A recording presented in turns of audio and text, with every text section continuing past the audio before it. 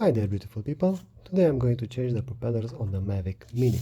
In order to do this, I'm going to need a Phillips screwdriver and two sets of propellers. If you have the Mavic Mini combo version, this already comes with a mini Phillips screwdriver and extra sets of propellers you're going to need to change.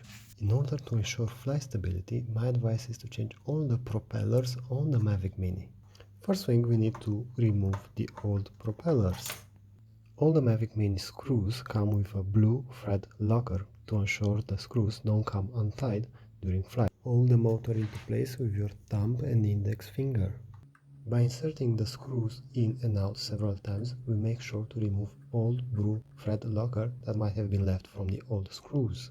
And the most important part, make sure to replace the propellers with double strip line with propellers with double strip line. That's it. Let's go for a test flight. All seem good now.